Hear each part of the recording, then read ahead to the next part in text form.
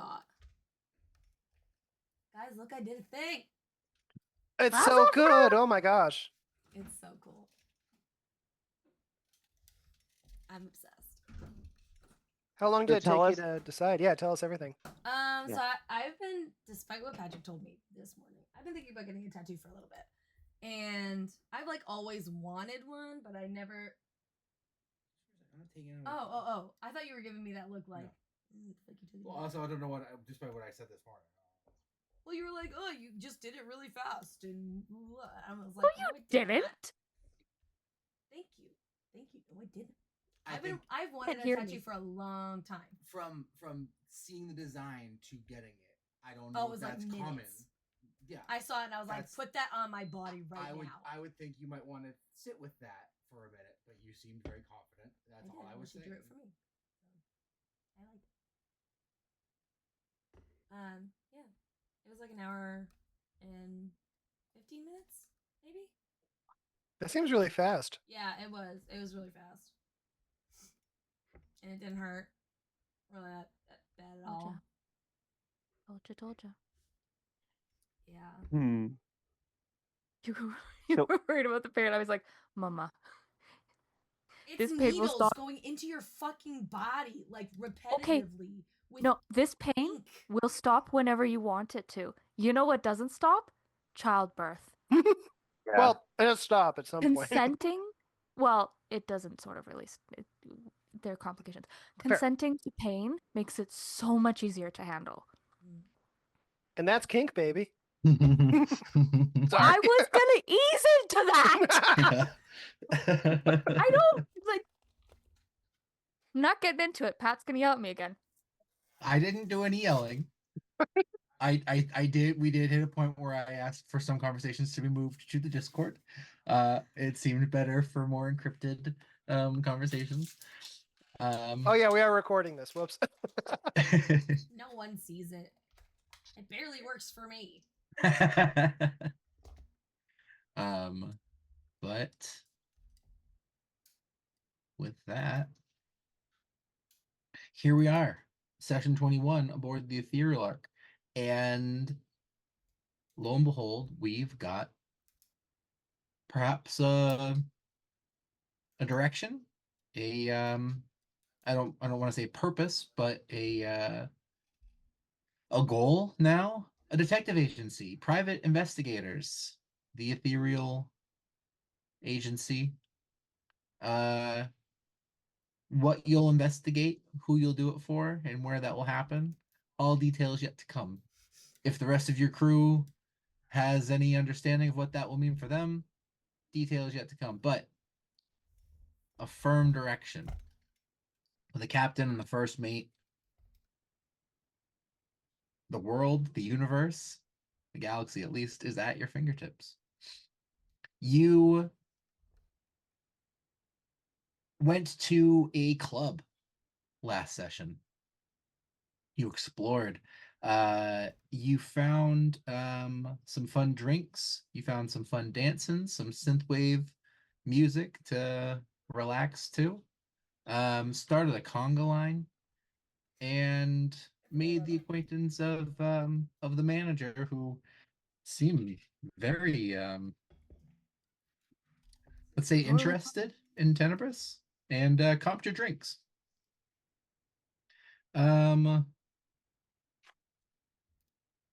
With that, you began to leave the vicinity and walked into what looked to be a building festival.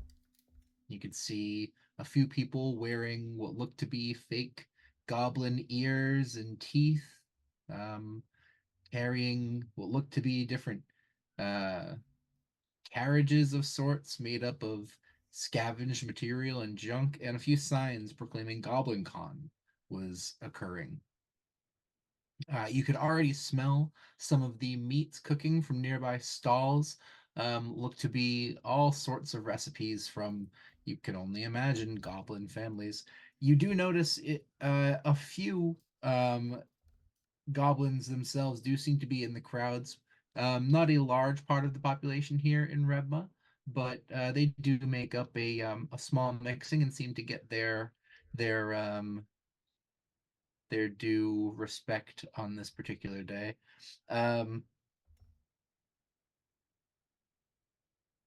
to think.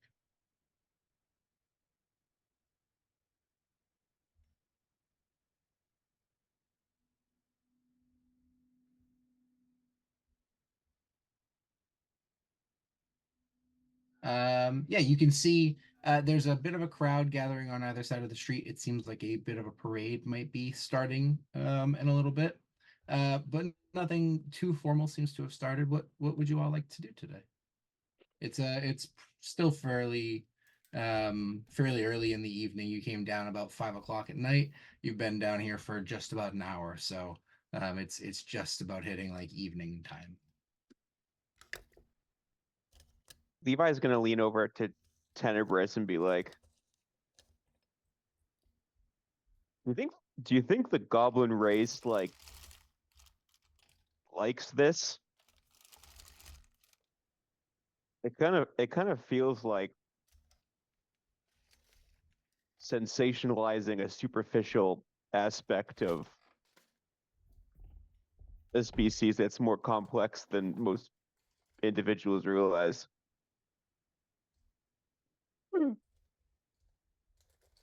Levi, I don't even know what this is yet. She makes a fair point. With that, pretty much within like 30 seconds of you saying that, you see what looks to be a unicycle with about 5 or 6 goblin teenagers, you'd guess, all with sort of crazy hats, tubes, straws, pipes sticking out of them, all kind of bunched on the unicycle together, going around the ring that you are currently on, and they are throwing off these little firecrackers that glow in a kind of red, blue, green smoke, and it kind of leaves a bit of a haze, almost like a greasy little haze in the air.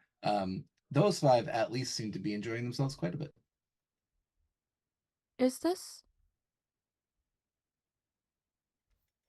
religious? I don't know anyone who worships goblins. I mean, like, there's goblin gods. But anyway, I wonder, I went to like a space Greek festival once, a space fantasy Greek festival, excuse me. And yeah, there are a ton of space fantasy Greeks, but the ones that were there were into it. Like they were hosting it, they were doing fundraising. Maybe the goblins just fundraise for whatever goblins want. What do goblins want? I don't know. That's a really generous read on the situation. Oh, if it's fucking more likely Levi's guess. Oh, if it's green face, then fuck this. But I don't think that's what's happening here. I could be wrong though. Oh, I won't go too much. This is not green face. I have an idea.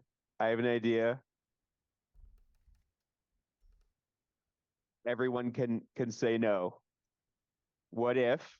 Oh God. Yes. We all split up for like 5 minutes and find the most disgusting food, and then come back and compare.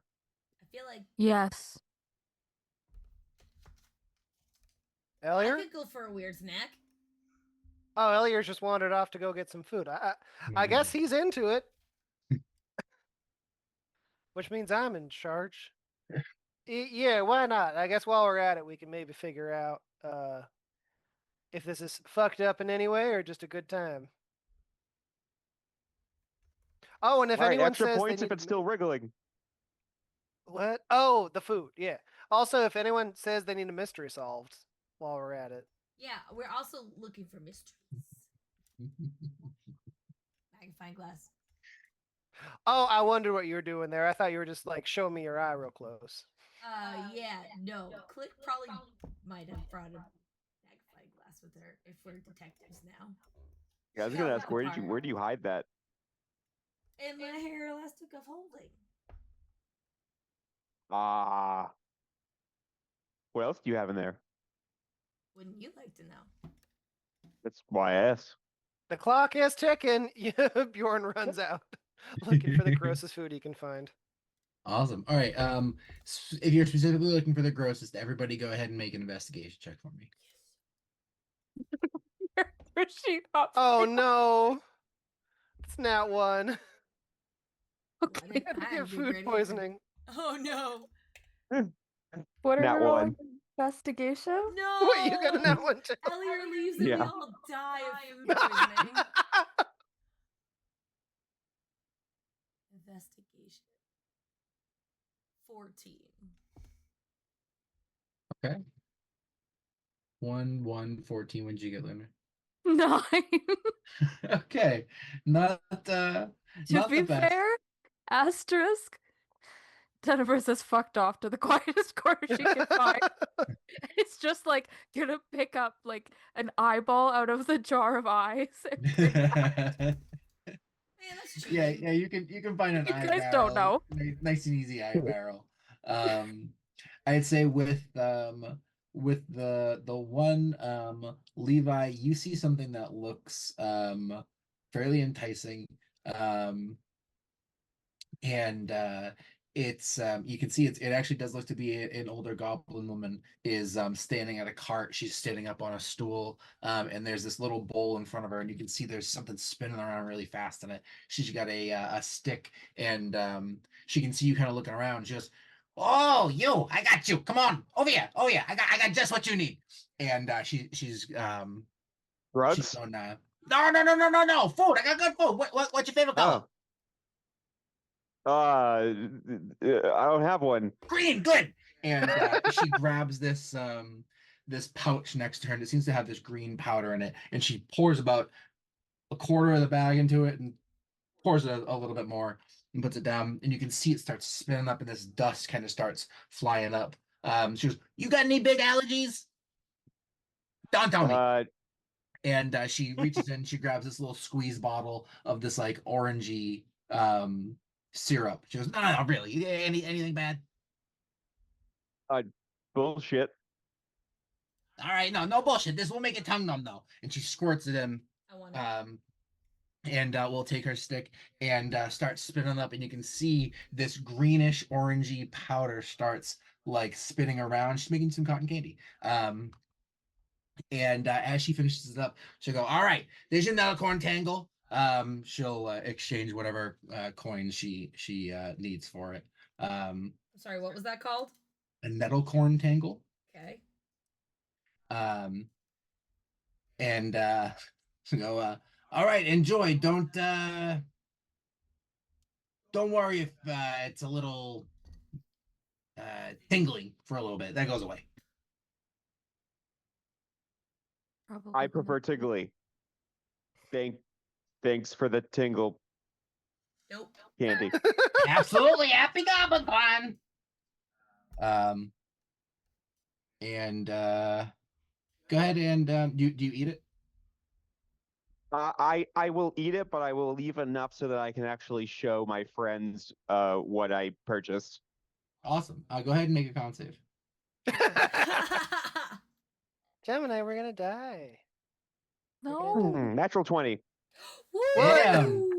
You get a very pleasant tingling on your tongue. It's similar to well, like a Szechuan peppercorn would do. It's not exactly. Can I choose to fail it? Yeah, absolutely. Yeah, Okay. yeah. I choose to fail it. What starts is that nice numb tingling. It's the weirdest sensation. It starts to itch.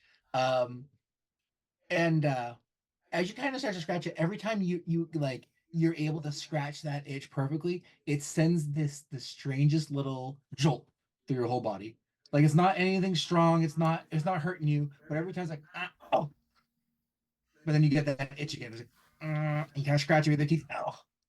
That'll last for 3 or 4 minutes.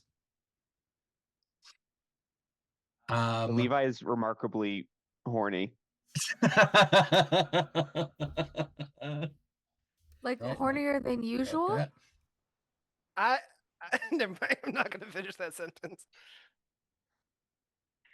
With our other natural one, Bjorn, you see this dwarven fella is stood up next to this this sort of like big vat of oil, and you can see there's this like greenish foam kind of coming out of it, and he's staring at you as you're walking, and he can kind of tell you're looking at some of the stalls. And he goes, "Nah, you don't want any what they got. Come on over here. I got some nice dumplings. You want a dumpling? Sure, yeah. Why not? Deep fried dumpling, of course you do."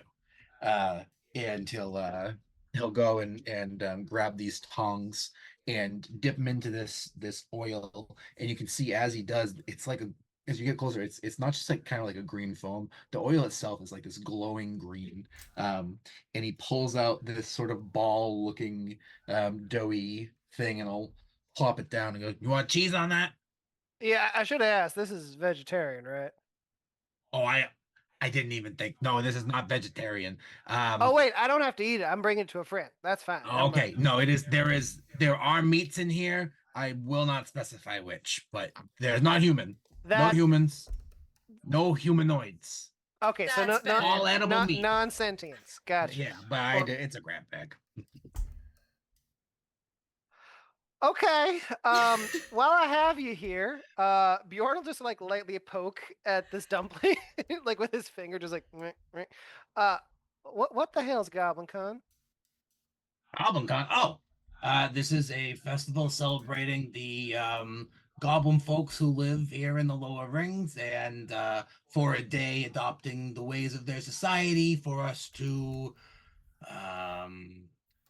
better inhabit the emotions of our neighbors, I believe is the idea. Everyone gets one. It's like every month we throw something for they don't really do dwarves. They kind of group some of the more humanoid factions together. We don't have as tough of a time, but there's not a lot of goblins around, so they get to decide what the events are. They're doing a this rocket derby. They're crazy about it. They make these homemade rockets, and they ride them around the ring so you can get through the fastest. They raise a lot of money for it. The winner makes I don't know, about 1,000 credits or something. And then there's this fun little drinking challenge. They brew for a few months. They all sort of brew up their own concoction. None of it's lethal, but you gotta be pretty sturdy to go through it. But it's a fun time. It's I don't remember. We started doing it a few years ago. Is there a reward for winning the drinking game too? Yeah, there's rewards for all of it. Most of its credits, one or two have an interesting trinket for a second and third place. A lot of this is based around salvage, reduce, reuse, all that. Yeah, I get that. Recycle. Bjorn poke at the dumpling again, just looking at it. He really kind of seems a little anxious about the scratching. You know. All right. Well, thank you for this. What is this called? Is this just a deep grease dumpling? A deep grease dumpling. All right. Have a good con. Yeah. Happy Goblin Con. Happy Goblin. I'm not eating this, and mostly it's because Bjorn doesn't eat meat.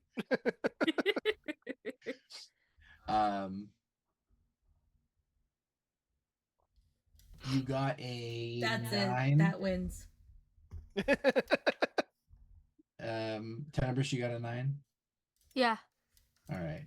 You gotta find a real quiet vendor though.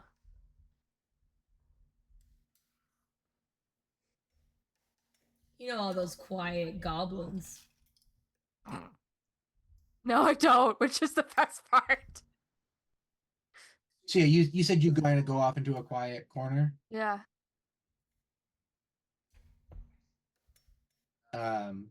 You can see right kind of on like the outskirts of where this festival is still taking place. There's this looks to be probably like a young adult goblin. She's got kind of long hair. She seems a little still a little small, a little like still kind of growing into herself. And she's got just a little table with some very nicely packaged what look to be like these circular cakes. And they've got this sort of like light glow right in the center. And they're all kind of laid out, sort of stacked on top of each other. She's not cooking anything here. She could have baked them before, and she's just kind of sitting there and she's watching everything.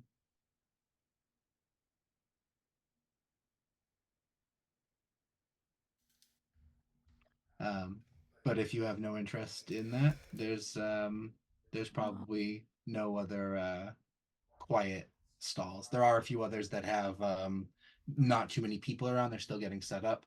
But that's the sort of quieter area. I'll go see her. Okay. She's almost a little startled as she comes over. She goes, hello, happy Goblin Con. Would you like a mooncake? What is going on? It is very loud. Oh, yeah, we tend to do that. Today is our day. We get to kind of throw a party, like a block party for a couple of the rings. And we choose some of our favorite things to do. So the first is eating. So we got lots of food. The second is tinkering. So we got a race. And the third is drinking. So there's a drinking festival. There's also something called the Goblin Run. That kind of scares me. There's like a big boulder that they push around and everyone has to run away from it. But you don't have to do that. That's for kind of crazy people. Yeah. That sounds most exciting. It's a lot of fun, but it does get a lot of loud. The other festivals don't usually get quite as loud. There's less explosions at most of the other festivals and less rockets. I'll take a mooncake.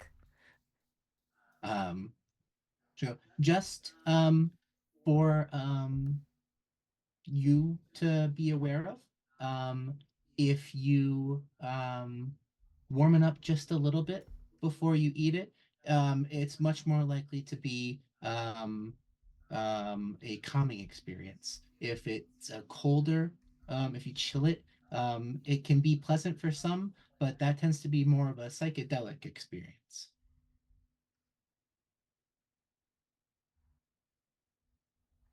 I'll take another one. Happy And pay Goblin her Con. for both and then head out. Both are going in my bag. I'm still just presenting the eyeball.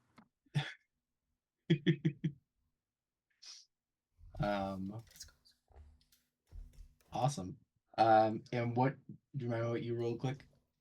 14. 14.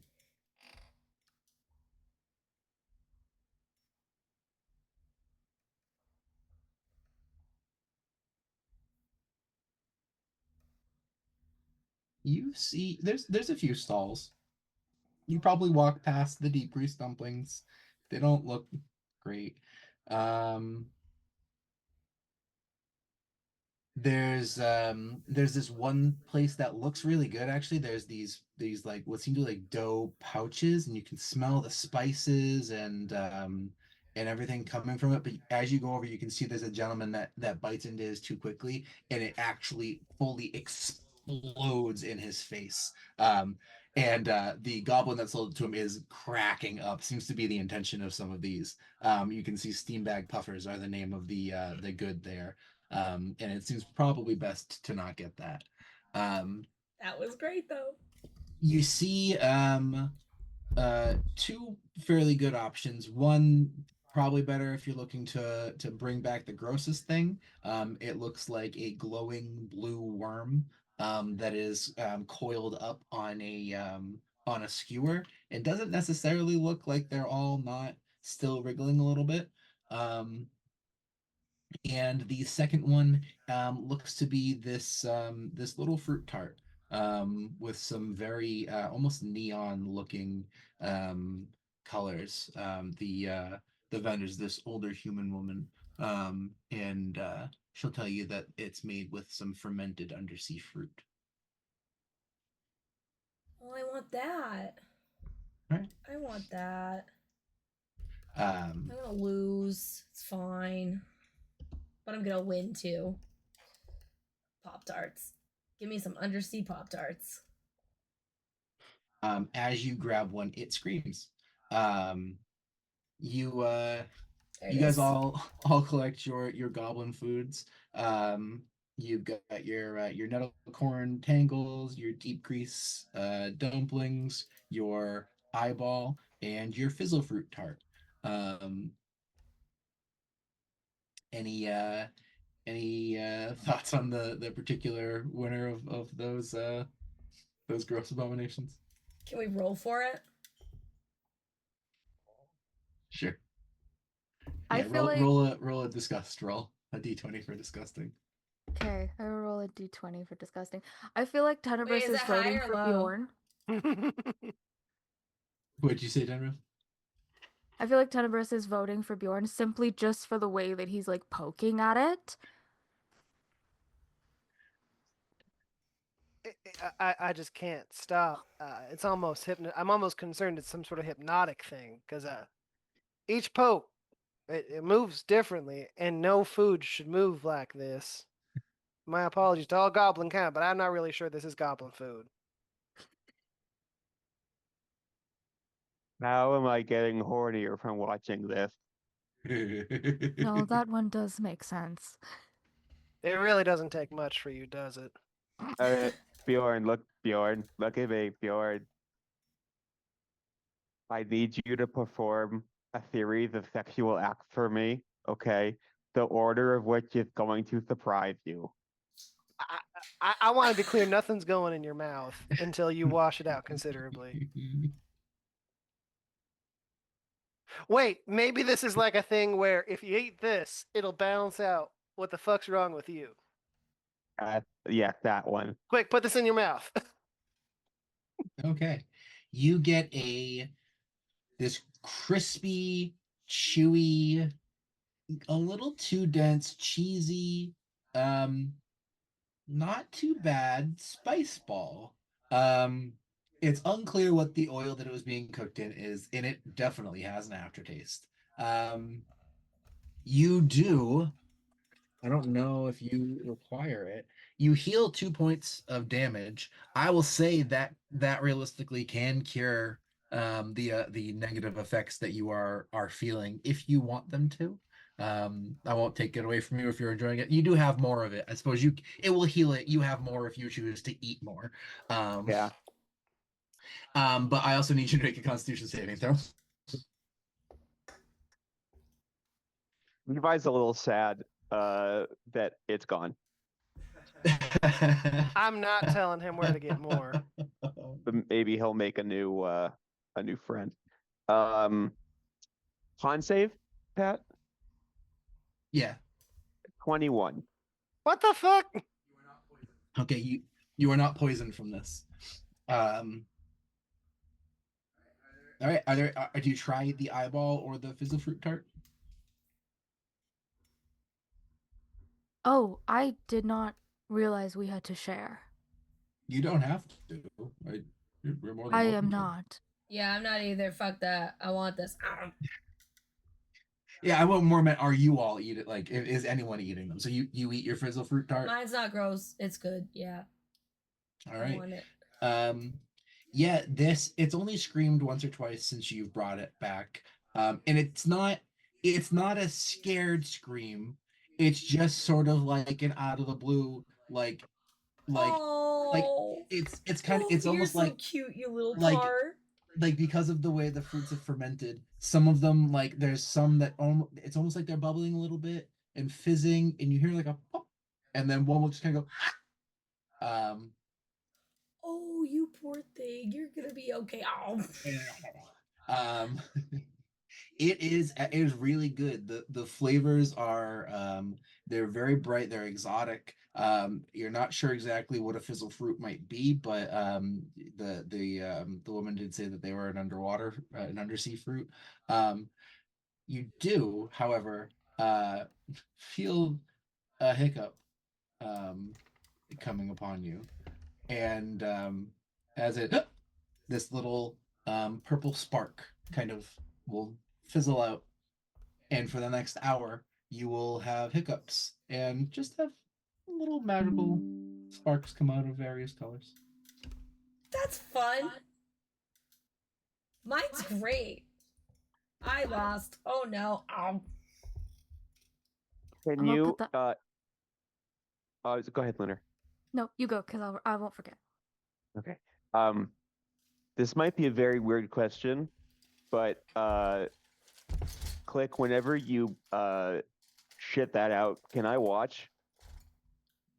Fuck no. I am not into that shit. Can you at least Literally. tell me if it comes screaming out your ass? I'm just curious. I won't tell you if it doesn't, but if it does, I'll be telling fucking everybody. Okay, that's fine. That's fine. I love that Pat and I had such a similar reaction that when I looked up, I thought for a second that I was looking at myself, and I was like, "Oh, that's Pat's screen."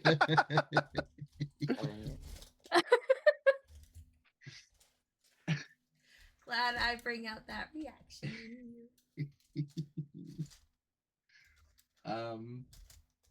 So back to things that we can talk about. I don't put the eyeball back in the jar. Okay. I found a mystery. Wait, what about the eyeball? What are you doing with the eyeball? Do the eyeball. I just crush it because I'm so shocked at what I just said, and then I realize I've wasted an eyeball. Oh no! All right. Yeah, there's just eyeball goop. If I use shocking grasp, can I do it sort of like not super I'm attacking you to heat up part You can of my cook it. mooncake? Yeah, absolutely. Okay. I like that. I'd like to do that and just take maybe a moment of calm. Okay. Yeah, you heat up the mooncake, and as you bite into it, this golden, it's almost like a glowing ganache or something. As you bite into it, it's probably more like a bean paste, but it tastes delicious. And as it hits your tongue, there really is this sort of, not a dampener.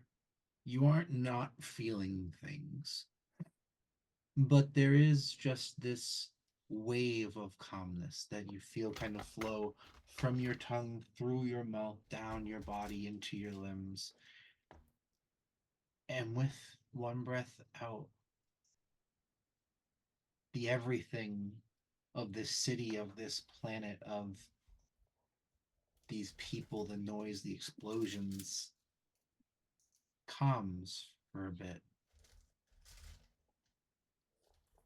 I like to think you watch Tenebris's hair for the first time probably ever, maybe the second time, come down and sort of sit around like hair is supposed to. Are you That's so okay? cool. I didn't know it could do that. Are you okay? Nobody sick? bother her, or I think she'll kill us. What if she's dying? She kind of looks like maybe she shut down. Should we just like leave her here? I think so. Let's just all take a step back, very carefully. Do we like put a blanket over her or something? No, because then she's gonna think it's nap time.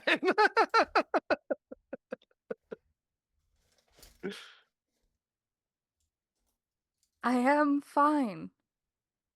Ah! I am just calm. It is not a shock you have not witnessed this before.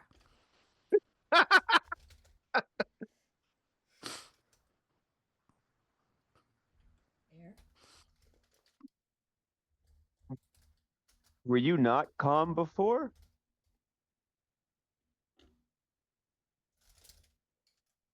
I like to think that Jennifer's just like opens her mouth and then closes it, and then opens it again and then just closes it and closes her eyes. You see the hair start to come back up. You do have another half of the mooncake if you would ever like to regain your. Actually, you bought two, so you have 1.5 mooncakes still. Yes. For a nice dosage of calming. All right. There are some other foods around, probably all of similar devices. Some seem to be these edible ice cubes. There's some drinks that are going about. But you do hear some music coming from the far side of the ring, and you can see what look to be a few parade floats have begun moving down the row. You can hear what looks to be some, or what sound to be some ramshackle kind of bagpipe type instruments being played. And on the front float, this very large, what looks to be, the best guess would be some sort of dump truck made together of scrap parts, has a sort of stage on the top of it about 25 feet off the ground, and there are a trio of goblins standing up there. Two of them have guitars and are playing pretty poorly, and the other has this bagpipe like instrument.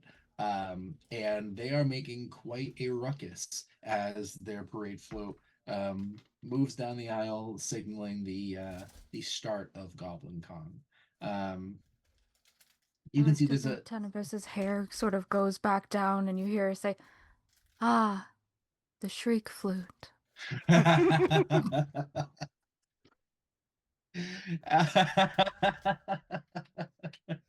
Excellent. Yeah, that's absolutely a shriek flute. You can see there's probably about a dozen floats all together that are moving through. Some real vibrant colors here for what is made up of what you come to assume is mostly trash. The rules seem vague, but you have to have made a vehicle, and you probably can't have paid for any of it. And it's not just goblins, although half of the crews are probably mostly made up of goblins, but there are some that are made up of humans, elves, bugbears, and as they go by, they're all sort of doing their own sorts of music. A couple will throw candy out, just these sort of wrapped purple and green hard candies. And it goes on for 20-25 minutes or so as they go around the entire circle. And it seems to really bring out most of the crowd and signal to everyone that the event itself is going off. Once they all finish up, they sort of all park in one main area and set up this sort of large semicircle off in one part of the ring. And you can see that's actually where the starting line is being set up for the Rocket Derby. But a little bit of a concert's being set up now. More of those food trucks are heading over in that direction. What's going on? Well, I don't know about y'all, but I talked to the man who made the horrible dumpling. There's all kinds of contests where we can get some money, some credits. Maybe that wouldn't hurt. That'd be a way to start funding those changes we want to make to the ship. I don't know if we can do this vehicle race, but maybe some of the other stuff around. Something about a drinking game I heard, and a rocket race. Maybe that's this. Yeah, I know. I figured if you can stomach all that shit, you might as well drink yourself half to death and get us some money. Oh, quick! You want to get drunk? Kinda. No, I'm not very constitutional. But yeah, let's do it. Let's get fucking. Heard something about a sweaty. tinkering race that might be more up my alley. But yeah, Oh, let's do shit. the drinking game. Maybe you tinker and then you get drunk. I'm not to tell you what to do. Oh, that sounds fun to me. I would like to suggest the tinker and then the drunk. Well, what time are the events, Pat? I suppose I can't really. You can do Tinker and then drunk. Okay. That fits in the timeline. Tinker, the Rocket Derby is the next event. Where's the fucking the Warp Brew Gauntlet is a little bit later in the day. So yeah, you've or in the evening. So yeah, you've got some time to go over and try and scrap together your Rocket Derby car if you'd so choose. Klik, can you make something that quick?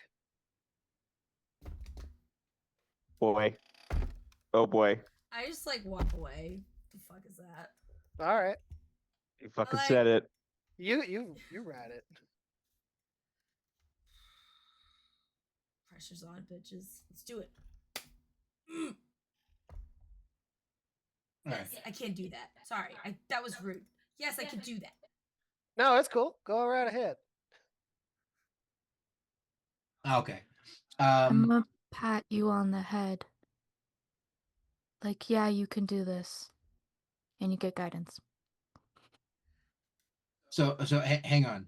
I will say to do this is going to be a group effort to be able to pull this together. It will also be a group effort to ride this thing. It doesn't have to be all of you if people do not want to participate, but the more people that can, the easier it will be to facilitate, most likely. So to build one of these rocket derby cars, there's going to be 3 roles that you need to do. One will be the tinkering role to put it all together. So I won't point fingers, but there might be someone that is more apt to do that. One will need to be an investigation role to be able to find some of the parts. And then one will need to be a sleight of hand role to either finagle some things that might need to be either boosted or very gently removed from something that would be legal. Whether you choose to go the illegal or legal route is up to you. But those are the 3 things. So one person can do all of those, but it will be easier. The more things one person tries to do, the harder the DC will get for that one person. Oh. I mean, I'm a natural for the sleight of hand, but I'm decent at investigation too. I'm okay at investigation myself. And I think I maybe I do the tinkering part. I don't know. I feel like I would be better suited casting guidance on someone. But could do sleight of hand. I could also do sleight of hands. I don't know what your bonus is. Who's feeling lucky? I feel like metagamey saying, but yeah, it's probably You also you know Bjorn's what is your probably skills highest. are. While we're talking about like, hey, mine's this. It's like, hey, we know if I'm we the need fucking someone to rogue. do this thing. Yeah. I'm the one Yeah, that yeah. breaks the locks. You're the one that breaks the door. Like, Yeah. I'm happy to take sleight of hand if you want to do the other 2 efforts we need to do here. I'll gather the supplies, you do the tinkering and the thinking. you and the got digging. it. Sounds good. all right. So Klik is doing the tinkering. Bjorn is doing the sleight of hand, and who is doing the investigation? Is it one of you as Klik, well? yeah. Klik? Okay, Klik's doing both. Okay. And we All got right. guidance on everything. Yeah. Klik Okay. has guidance. All right. So It says until the spell ends, the creature adds 1d4 to any ability check. Would that be for both rolls or just one? I will say it can be for both because guidance is a cantrip, so you can do it for both. So Nice. so for the first thing will be the investigation. So go ahead and roll your investigation check. Hold on. This one definitely. Hang You guys on. have about a half hour till the derby starts to put this together. What? I'm rolling investigation. Okay. Right? Yes. Okay. Oh, I'm scared. This one. That was a bad one. That's 9. Did you add your 9. d4? No, I didn't. Yeah. I forgot I'm so nervous. That's okay. That's 11. Okay, that fortunately will be high enough. So you're looking around. You find most of what you need: scrap metal to put together the parts, a couple wheels. None of that is that important. You need a rocket and you need an ignition. I can work with those. You're looking around a lot. You find it's tucked away. It's tough. It's something you can't quite reach. It seems to be part of an old security system. There's a piece you can turn into an igniter, but the way that it's set up, you're almost positive if you pull it the wrong way, you're going to set off the alarm in this facility. It's not illegal to take it. It's old and run down. You can tell it's not here, but you do not need to deal with an alarm going off right now. You're going to need some help getting that. You almost think, though, that it's all lost and you're not going to find enough pieces for a rocket. And then you find the fuel. You know you've got enough scrap metal, and the help of Beetle, you're smart enough. You can put together the rocket itself. It's not going to be as prefab, but you're going up against some goblin teams. This is probably what they intend with these anyway. And you're just able to get that rocket piece together, but you will need some help getting that igniter, which is where Bjorn, the sleight of hand, will come in. Excellent.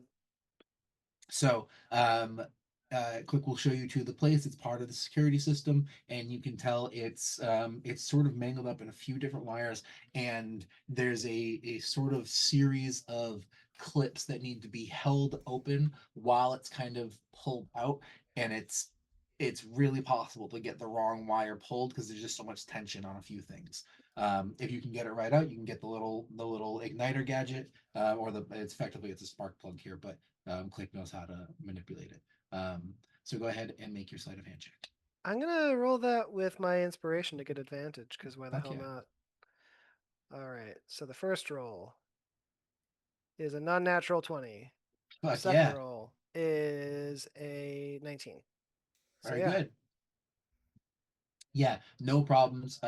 You get it to the point, and you can feel like you're about halfway, and there's not really much of a pull, but you get the slightest tension, and you're almost going to second guess yourself, and you don't. You go back and get it the other way, and you can see as you pull it through in a different way, the tightness of the cord. There's a little yellow piece. The cord is mostly frayed, and if there was any extra pull on that, it would have shorted it. But you avoid that. You get it around, and you pull out this little doohickey.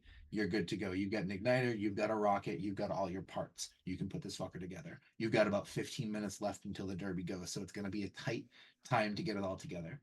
You get your guidance again, right, from Tenebris. Yes.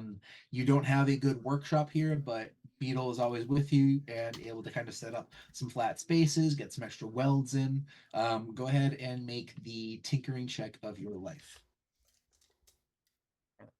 I have this die right here. It is called the Artificer's Fire, and I'm really hoping it works for me. All right. Your DC is a little bit higher because you did the investigation here already. That's okay. 16. 16 will be enough. So it's not going to be the best rocket ever made, but most of this comes down to having a good vehicle, and the rest is coming down to driving. So you have a vehicle, you get it together, and as you can hear, there's this old goblin. He must be 107 or something, and the wrinkles are like etched into his face. But he's got a loud voice, and he goes, "Racer, 3 minutes." And you can see people are pushing up their carts. There's probably 7 or 8 carts in total. Teams ranging from 3 to 6 people jumping into these wagons. And it looks a little scary. You can see some are dripping rocket fuel. Some are lightly on fire right now, probably doing that, or not having enough time to light their pilot light to get the rocket going. All these seem very janky. You seem the patches you've been able to do in just about a half an hour are very commendable. There are 3 seats on this rocket. There's 4 seats on this rocket. If you also choose to ride it, but it can be driven by just 2 people. It will need at least 2 people to be driven, though. I assume Klik, since you built it. I feel Bjorn so Vanellope right now. Will you be joining in this rocket ride? Oh, all right, let's do it. Okay. I would like to ask Klik before we get in. Will we have to worry about overheating at all? Nope. Excellent. You see, little ice crystals on my hand. I could fix it if it becomes an issue. Oh, okay. It might be an issue. So I didn't want to sway that from you wanting to come on the car. No, I will come. Okay, good. But I'm gonna sit closer to the engine so that if I need to cool it, I can blow on it really hard. Will we fuck up the other racers? I As you imagine say that's that, illegal. the old goblin sees that most of the teams are set up here. He goes, "All right, racers, everyone at their spots. I'm gonna say the rules once and once only. If you break them, you're fucked. First team to make it 3 laps around the ring with all your team members and at least your rocket. Sorry, with at least one of your team members and your rocket will win. You are allowed to sabotage other teams. You are allowed to attack. You are allowed to use any means at your disposal to take out the other crews. This is a highly combative, often dangerous sport. I must urge any of you who are having second thoughts about entering this particular engagement to back out now, for the Rocket Derby is not for the weak. Is that understood? You get some screams. There's a team next to you. It's got a couple goblins, a human that has replaced his arms with these chrome cybernetic arms, and this tiefling with just gears and spikes all over them, straight out of Mad Max sitting in it right next to you. They all have chrome helmets and look to have painted their faces in chrome. They've got a very sleek looking design. And they just start screaming and howling right next to you, banging things on the side. And you can see they have weapons on them. They are ready to start throwing things. You actually are able to see they've got this long length of chain with some spikes coming out of it, and it looks like one of them is preparing to throw it as soon as they get in front of anybody. Let me see. If they're wearing chrome, that sort of defeats that idea.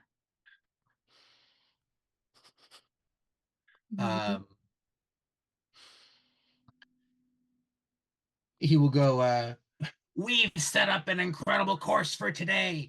First, all contestants will travel through the flame tunnel, into the reverse polarity bridge, past the loop of regret, down Goblin Alley, through the sky rail jump, and finish in the finish line of maybe death. Are there any questions? You can see there's one group of I'm scrolling. I gotta get a better document for this. Hey, Jim. It's a couple goblins and a warforged that seems to have been like sort of built into their car itself. And the warforged seems to be having a pretty big argument with them about putting his entire body on the line, but they don't seem like they're gonna back out. He'll go, all right, racers, if that's all, on the count of 3. Ready? 1. Takes his guns out. 2. And he holds the gun up. He goes, 3. And he fires the gun off into the sky, and the rockets all start, and the cars begin to blast forward. So each of you, or I'll say there are jobs aboard this vehicle. The better that they are held, the better that this vehicle will make it through. So you've got your general, the person that is controlling this rocket boost. You've got someone that can potentially stabilize it to make sure that you've got a little better of a lead. If you don't trust exactly how it's going, you can sabotage another cart. You can try and defend your cart, or you can do some styling to try and gain some glory from the crowd, or obviously use any of your attacks that you so wish to hit one of the other carts. I will say, for the purposes of this, I'm going to not really roll initiative. I'll say you guys have first initiative, but mark up where the other teams are. There are, with you guys, I believe 8 in total.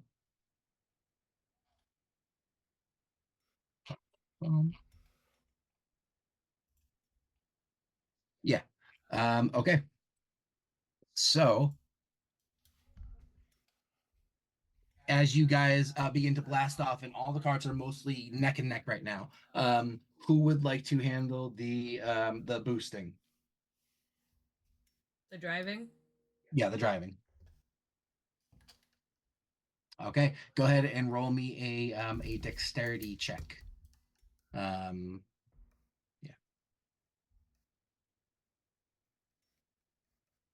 Dexterity check. Not good. Pat, I'm rolling like shit. That's a 5. 5. Oof. Okay. Wait, that's a 6. Okay. I did not tell you. Roll a d20 for me. I just did. It was bad. No, I know. No, but that was different. This one was somehow worse. No, you did that. Hang on. You okay. 16 is what you did. I apologize. You have 16 hit points. That was from your Tinkerer's check. For the vehicle. So you start blasting forward. You don't quite control the boost as well as you would have hoped because of the such intensity of speed. The wheels are not quite aligned. You had to kind of work with what you had, so it starts sort of shaking a little bit. And to keep it on the track, you lose a little bit of your momentum there. So you're not going to gain through towards the second segment like some of the other cars might just as fast. And you do take 2 points of fire damage, bringing you down to 14 as part of the back part of the cart itself catches fire from this rocket. As you're going through and sort of moving a little bit, there are other cars that start moving forward. I will say, actually, to organize this a little better, how about the 4 of you roll initiative for moving between yourselves on this card? Okay. Damn. 23. 10. 12. Well, I sage my dice. I need ice cream. Okay. So Bjorn, as this cart is rocketing forward now, you can see a couple of the other teams are moving a little bit faster than you. Your options here are you can try and stabilize your cart a little bit. If you do that, it will give advantage on the next driving roll. Or since no one is attacking your cart right now, while you could try and set up some defenses, you can choose to attack some of the other carts if you so choose. You can do that with one of your own attacks, or you can choose to do a sleight of hand to sabotage one of their carts if you don't want to resources. I'm gonna do sleight of hand, but Bjorn will yell, if you're having trouble with the controls, I can maybe take over because I have good decks for the next round. But yeah, I'll sleight of hand. Okay. Yeah, go ahead and roll a sleight of hand check. Beans, that's just fine. That's a 14. 14 just succeeds on that. Yay! So as Killing this people. other cart is just edging up past you, you can see part of how they have they've set up their vehicle. Their axle is kind of one just one shaft, and that's working fairly well for them, but you can see it's not as soldered on as it should be. And you see this little opportunity, if you can just nudge the wheel a little bit on their cart as you get close to it, it's going to start wobbling and give them that same sort of wobbly trajectory that you had. You're able to just kind of get in with the 14. And you can see as they kind of come close to you, they almost veer into you and then sort of veer off the other way. They'll actually, they just miss crashing into another team that's on their left side. That will cause that team to kind of start moving out. But you get a good little bit of distance on them as they start going, and they will have disadvantage on their next roll. Levi, Tenebris, you both got 12, so whoever would like to go. I'm happy to stabilize if you want to start blasting. Oh, okay. Pat, is there a cart that is within 15 feet of us? Yeah. There's probably, for the size of yours, there's one on either side of you. You can probably hit 4 total carts within 15 feet. There's one here, one on their side, one there, and one on that side. Okay. I am going to so you'll see Levi's tattoo start to move, and then an inky tendril comes out from his back and will lash out at the car on the right side, right at the tail of it. Fuck yeah. Is I'll use that my a grasping tendrils.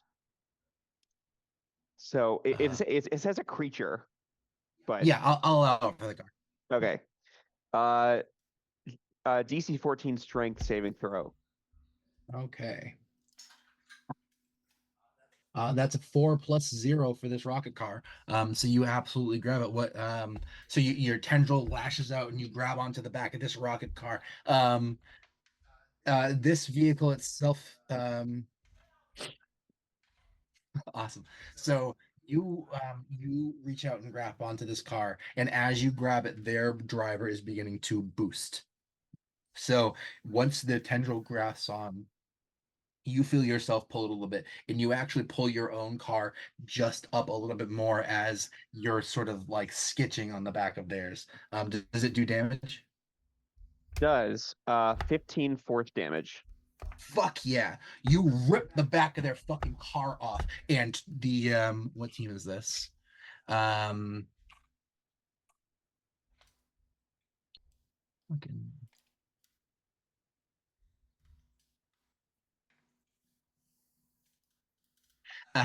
there's 3 goblins and 1 ogre in this car. The ogre is their mechanic, and he seems to be fixing up stuff on the back of the rocket. And as you rip this off, the rocket and the ogre both just get pulled on the back of this car. And because the rocket is the main propulsion, the goblins immediately start slowing, and you can see the rocket as it gets pulled. The ogre tries to adjust it, and he grabs onto it himself, and it leaves the wheels, and the ogre himself holding onto the rocket just shoots off into the hole across the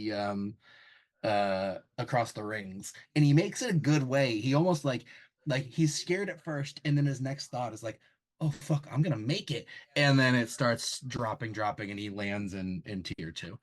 And Team Scrapjack is out. Nice job. Okay, Tenebris, you said you wanted to do hostility? Yeah. I'm sorry. I'm gonna... Anything else? No, sorry. That's how this is set up, actually. Yeah, go ahead. So I'm gonna help, but you said the back of the thing is on fire? It's lightly on fire. Yeah, we're just gonna get rid of that. I'd like to sort of... I'm gonna lightly chill touch, because Tenebris doesn't know how technology works. So I Okay. don't know if I could get water in this, so I'm like cooling and Okay. assisting, but not, you know. I like that. Okay. Chill touch technically does damage, right? It does. Go if ahead I'm and roll me attacking. the damage, and I'm gonna say it can potentially heal this rocket because of the fire Oh, and the heat coming from the rocket. So I'll say that will work in a healing fashion for this vehicle. do I need to... Oh, you're level One, 5. That's gonna be. Go ahead, sorry. do I need to roll to hit? No. For this, you're actively on it. You don't. 2, on hit, the target takes 1d10 necrotic damage, and it can't regain hit points until the end of your next turn. So, It's can we chill say touch. that It's not I'm actually sort of... cold touch, but I'm Can we say completely that cool with. it's not gonna use a healing potion, so it can be healed next turn? Yes. Please? Yeah. Thank you. Yeah. Because I'm not gonna heal it enough. Yeah. Necrotic damage to a vehicle isn't a real. It starts to get a little spooky looking. I healed 5. Awesome. Okay. Yeah, that will bring it up to its to its full. And I'll even say, because that's going to go over, I'll say it kind of is able to sort of overclock that rocket by giving it some cooling on its external parts instead of the overheating that would start to happen, as a lot of these do in their final laps. You'll have they'll give you an extra 3 on that overheat, which is going to be helpful. Awesome. Okay. You guys continue blasting. You can see some of the other carts are moving forward. One is already out. One you've sort of gotten to skid out. They start to lose ground on you. They're out. And we've got, that's not great. That's okay. That is keeping up with you. That one is going ahead of you. Not great. So there was one that was going ahead of you. That was Scrapjack. You destroyed them. Another one. It's got 4 goblins in hazard suits, and they seem to be driving on this glowing barrel with these pipes and goo and froth going all about. And they are trucking. You don't know exactly what chemicals they've used in their rocket, but they are in the lead right now. They're about a full car length ahead of you. They're the only ones that are ahead of you right now. There's one other team that are 2 cars to your left that is just about neck and neck. Everyone else is at least a full car length behind you. The car that is 2 to the left of you is going to open up my right sheet and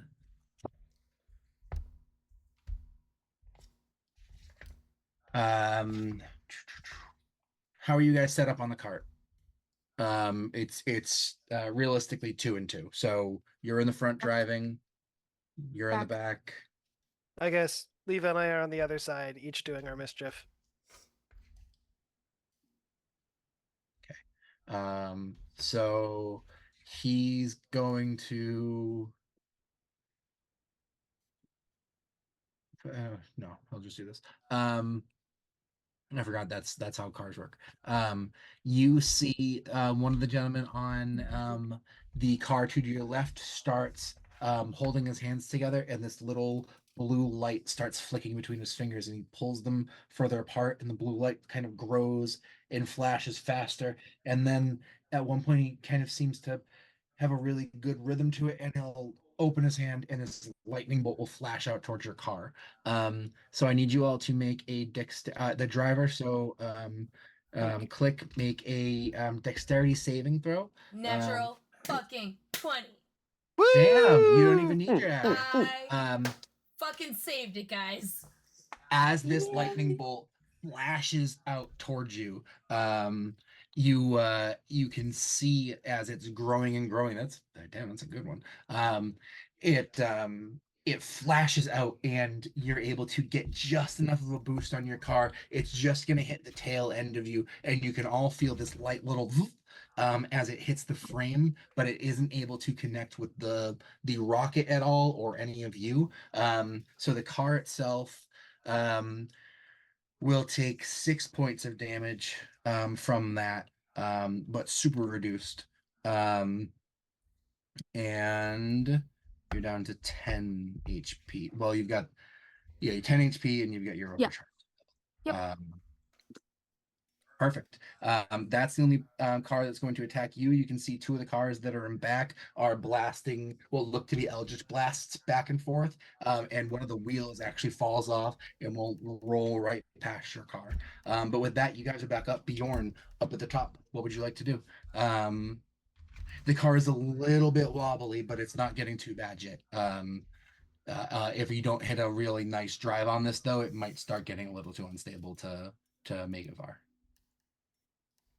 Like, I don't mean to tell you what to do, but I am pretty dexterous. If you want to take lead, I understand. It's your craft, but I could take the pilot seat.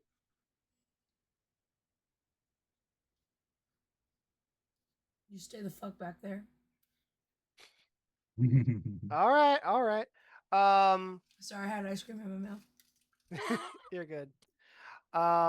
So we've stabilized for now, so I guess I'll just keep sabotaging. Okay. Whoever's closest. You are coming up.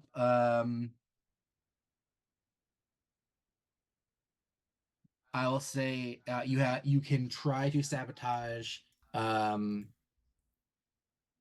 the car that is a little bit in front of you. That will be a little bit harder. Or you can try and sabotage one of the cars that is a little bit behind you. That will be a little bit easier. Other than that, you would have to be some kind of attack actually at one of the vehicles to hit one of the others. Yeah. Let's aim for one of the ones behind, just to make sure no one passes us. Got it. Okay. And I'm just gonna do an attack action this time. I'm gonna use my gun and just like shoot at it. Fuck yeah. Oh, and I'll take the what was the thing we called the brace action to get advantage on the shot. Got it. Okay. Do you shoot at the group that has a Kenku with them, or the group that has a human with chrome arms? Human with chrome arms. We're not in Cyberpunk 2027 or whatever it's called. Okay. 2027. It's not even worth rolling because that's a crit. Fuck yeah. Woo! You know what? I will say with this crit, and you being in the lead position, and you've got you stabilize yourself. This is straight out of a movie. I won't make you do it if you don't have something in mind. But how do you destroy this car? How do you take them out of the competition? So, is there anything particularly notable about their rocket? Anything about its structure or anything? It is it's this kind of chrome, like the whole thing. They're going for a whole theme here. It's this like chrome plated barrel. You can see the front of it is kind of flattened. There probably could be some way to hit that front of the barrel pretty well and cause something in the front of the rocket. I have an idea. These idiots chrome plated the inside, and so laser shots are incredibly reflective. Fuck yeah. So I take the shot. I'm like, I've seen this before. And it just goes like bing, bing, bing, bing, bing, bing, bing, bing, bing, bing. And they panic and all just start like writhing around trying to avoid the shot, and they just crash that shit. Absolutely incredible. Yeah, you can see the kind of the shouts and screams. You do see one chrome arm fly out a window. Absolutely excellent. Take back your point of inspiration. That's great. All right. With the Chrome Howlers out of the competition, Levi Tenebris, what is up? I'm happy to do the same thing. Unless you want to stabilize. No. That's hey, you're rocking it. I'm not gonna take that from you. Pat, how close is the closest car to us? So they just died. There is one more behind you, probably about 10 to 15 feet behind you. Okay. Levi's gonna get up from his seat, and he is going to stabilize himself and run towards the back of the cart, use the tendrils to kind of propel him, and he's going to leap from our car rocket onto the one behind us. Yeah. While doing so in the air, I'm going to rage. Okay.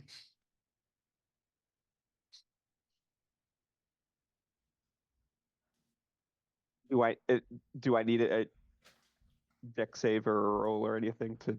No, I'll say with how these cards are moving, you are to kind of judge it, and as you can see, they're starting to get a boost on their rocket. You jump up mid-air, rage. Your spike starts to kind of bulk you up, and you land down. You're jumping onto the car of the Tunnel Serpents. These are the ones that have it's 3 goblins, a drow, and a kenku that seems to be at the wheel. And as you jump down, the kenku kind of like whirls around. You can feel the car kind of swerve a little bit, but you're able to land just fine. Awesome. I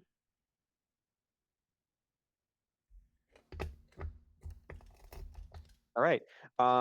So you'll see Spike Levi with sharp claws start just wailing on this rocket. Fuck yeah.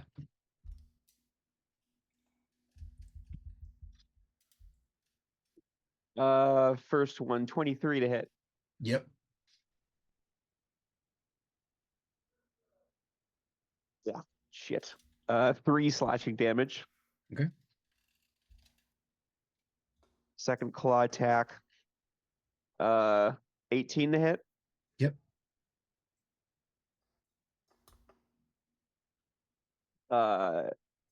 8 slashing damage. Damn. That's a big one. You can see fuel start spraying out, catching fire, and it's sending them in odd directions. The car's still going forward, but it's not looking great. I'll say one of the goblins will start trying to get you to fall off. They'll start grabbing at your legs. Make an athletics check. You have advantage because you're raging.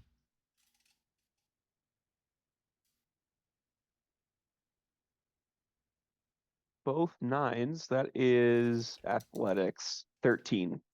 They got a 6. So there's just this goblin kind of hugging your leg as you're slashing at this. The engine looks really bad. It's spraying a lot. It probably doesn't have a lot longer in it, but the car is not destroyed. Do you have anything else you can do? I don't believe so. Yeah. Okay. No, I think that's it. All right.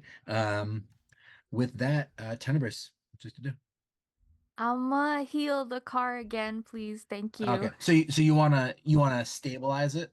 Yes. Okay. So the previous time it was on fire, you can actually, you know what, you can heal it because you did take some decent damage. The initial idea of stabilize was actively like make it more stable, but if you want to heal it again, it actually has lost some decent. So go ahead and do your chill touch again if you want.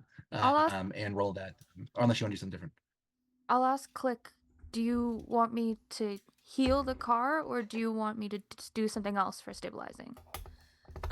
Will stabilize give me a higher roll on my driving? So stabilizing right now would give you advantage. If you don't stabilize now, that's okay. If you don't get a good roll on your next drive, the car will begin to be wobbly, you'll have disadvantage if it doesn't become stabilized after.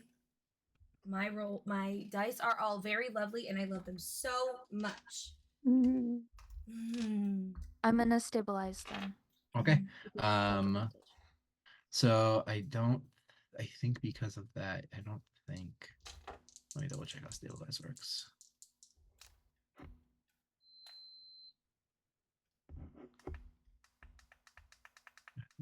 Can you roll a just a wisdom check, please?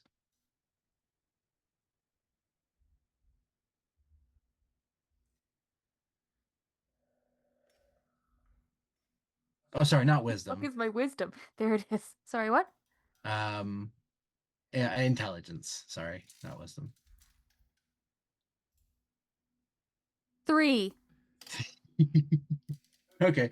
I know cars. Yeah, you got cars. So you were able to previously get the engine a little cooler and make it run a little probably a little hotter because of how it was able to continue to burn up. It's tough knowing how cars work exactly. You think you're able to kind of settle some things near the back, near the rocket, and it should hopefully make things more stable moving forward. You just all see right. a thumbs up. So I have regular roll, then I have to imagine. No, Klik, go ahead and roll your boost with advantage. Okay. You don't want to fail though. I love you both very much. Natural 20! Oh, hey! I got a 20 and a 17, which would have both been higher than 20. All right. So as you're going through, you guys blast off. You're going through the ring, and you can see they've set up this flame tunnel. It's mostly just some walls with plywood that have been caught on fire. But as you drive through the middle, it does get a little hot, but it's nothing too bad. But as you're burning up, you realize that you are hitting the reverse polarity bridge, and you can see at least what has been set up is the floor itself seems to be coated in some kind of metallic substance, and the ceiling as well. And as you're just behind the one of the other teams, you can see as they blast in here, their car does seem to almost change and come up to the ceiling.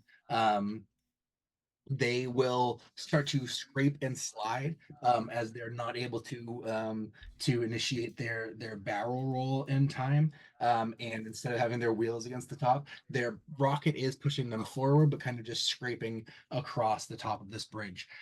With your natural 20, you blast through, and as you come into this reverse polarity bridge, you're able to hit that turn. They have just these little ramps for you, and you hit it just enough that you grab the tip of your wheel on the ceiling. You guys continue to blast forward. You guys take the lead as you come up. You're mostly neck and neck with this other team that was ahead of you, but you're starting to gain on them, and we'll see how they do on their next roll. They're starting to slow with scraping up against the roof.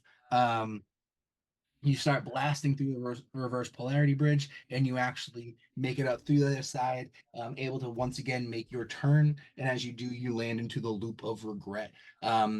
This mostly just seems like a regular loop-to-loop, but there are the sort of long, hangy things from the top that look like they're kind of gooey, and they're probably going to slap you as you drive through them.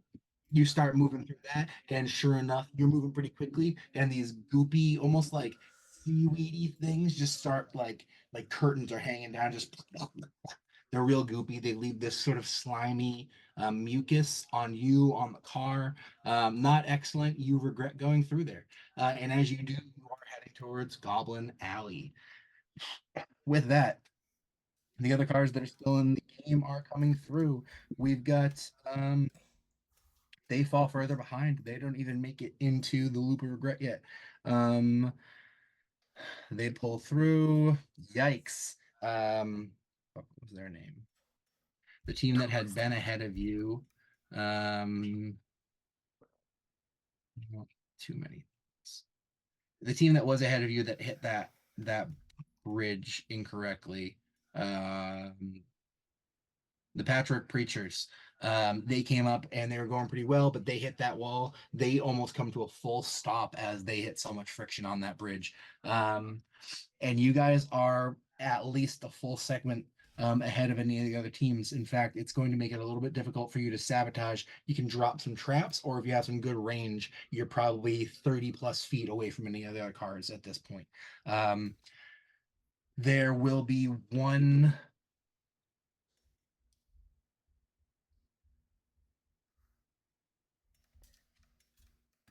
How does math work? How does map work? Or math? Math. Either or, dude. Or math? I mean, I'm just curious. How does math All right, you will take work? 2 points of force damage, bringing you down to 8. You can feel some bolts actually fall off, and the wheels are getting a little rattly as an eldritch blast hits the back of your cart from the one of the goblins. That's actually right on their turn. The Kenku did some shitty driving, but the goblins are going to actually attack you as you are on their fucking cart.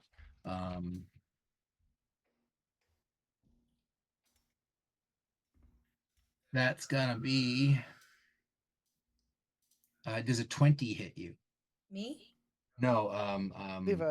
Levi. Does, yes. Okay. You take.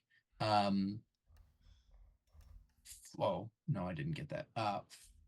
5 points of slashing damage as this one of the goblins just grabs his scimitar and it will slash it at your leg. Get the fuck off our cart, man!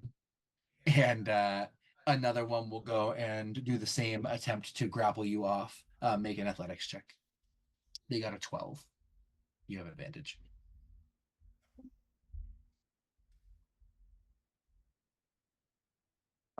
22. Okay. Yeah. No chances on that. You just have a goblin on either leg, doing almost nothing. But one did stab you. That wasn't excellent. That will bring it back up to you all, though. Bjorn, top of the round. You guys are blasting through this. What would you like to do? I think this would be a sabotage roll. I want to like knock over something to create an obstruction for the other racers. But yeah, as you enter Goblin Alley, you actually see a great amount of stuff on the sides that have almost been perfectly set up for you. Crates, boxes, barrels. Go ahead and I'll say make a sleight of hand check. And we'll see what amount of chaos you're able to dislodge here. It's like they wanted me in another life. That is a 24. Fuck yeah, you enter the fruit market and you see the exact board for you to shoot at, and as it gets knocked over, first the apples and then the oranges, and the weight of the empty crates falls down the melons, and as you drive past it, you're leaving a wave of fruit and vegetables that just begin to fill up the area. And not just that, but people begin to start rushing in to try and grab it, creating more and more chaos in the streets. And you can see the carts behind start trying to weave in and out. Melons and fruits start getting splashed. People have to get ripped out of the streets to not get hit. Absolute chaos that you're able to cause for the two cars behind you. Yeah, there's realistically only two that are still on your tail. The others are mostly out of the race or actively out of the race. Perfect. Levi Tenebris, what would you like to do? Yep, boy. So this cart's still moving, the one that I'm on? Yeah, it's going. This is actively going through some of the fruit. You just hit a watermelon, you start to skid. You've got a stab in your leg from the goblin, and he's screaming. And you realize that the rocket itself is loud, but the Kenku sitting at the wheel is just going vroom, vroom, vroom, vroom, vroom, vroom, vroom, vroom, vroom, vroom. Can I take one of the goblins on my leg and chuck them at the Kenku? Yes. Yeah. I'm gonna do that. Yeah, just make a ranged attack. Okay. 100%. They're trying to grapple you, so you just accepting that, I have no problem with. Okay. Dirty 20. All right. Go ahead and roll 3d6.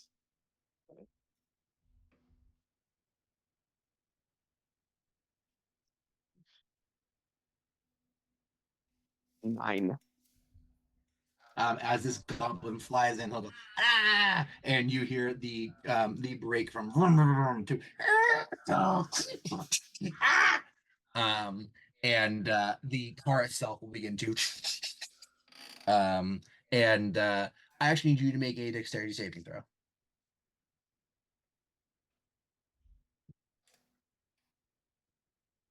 Oh, that's bad. Dexterity saving throw 4. All right, you get flung from this car as it careens into a stack of boxes filled up with fish, and it gets just completely covered in them. You, as it's taking this turn, get just dislodged, and you're kind of tumbling through the air. With a 4, I imagine head goes right into a watermelon, just like a helmet. As you skid out on the street, you will take 3 points of bludgeoning damage as you land. That's reduced because you're raging. Yeah. You have a watermelon helmet now. You are Incredible. also, unless you find another ride at this point out of the race, as you see the ethereal racer cruising on ahead in the lead. Badass. Teneris, what would you like to do?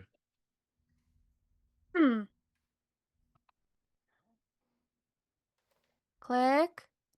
Uh-huh.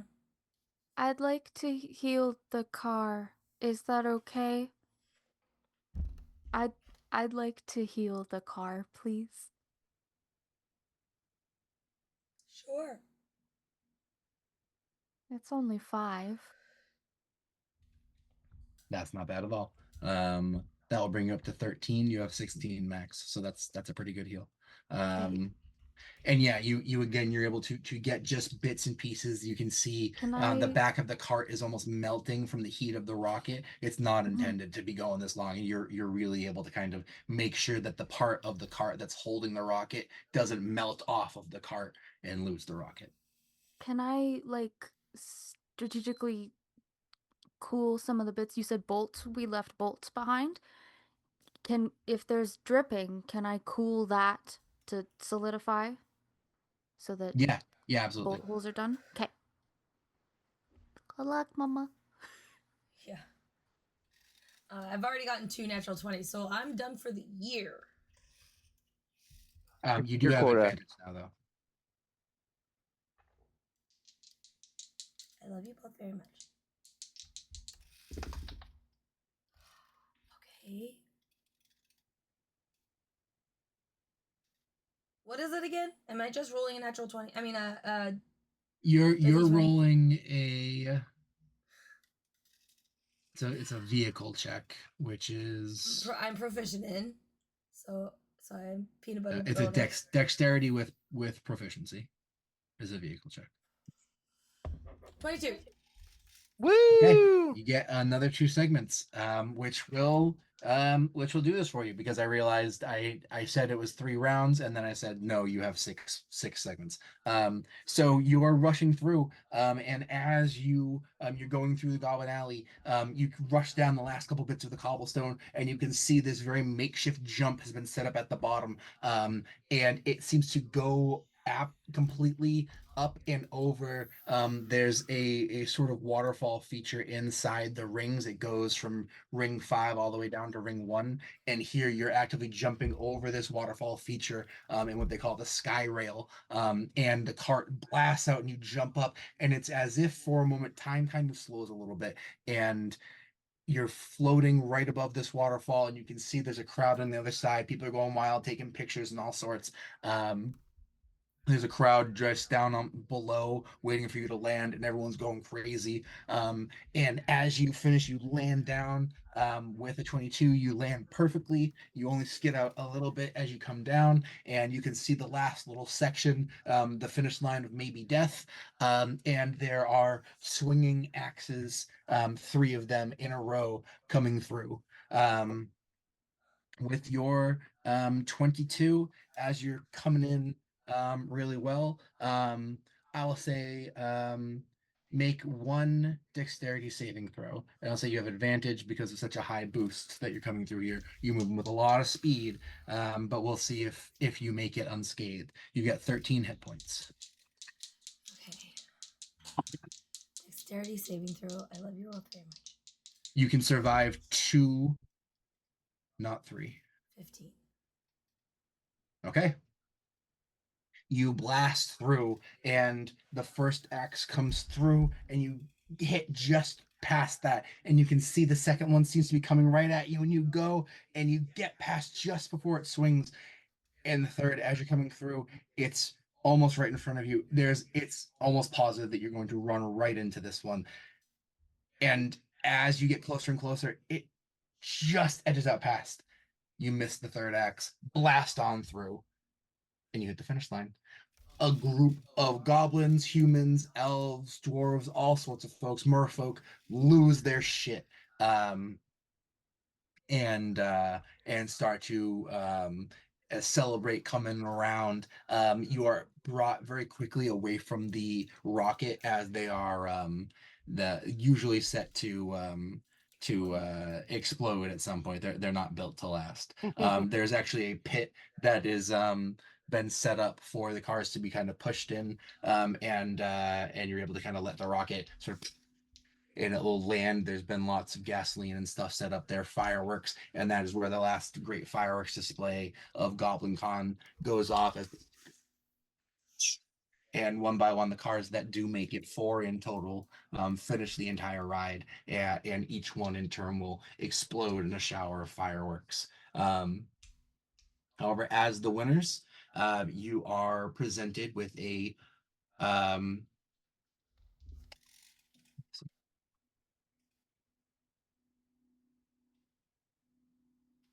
think I misspoke, but it's still a lot.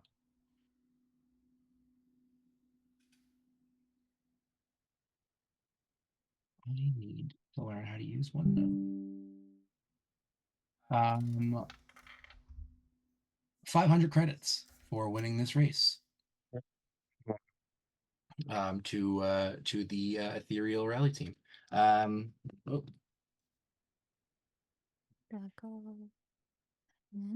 And flowers, a few laurels will be given to you.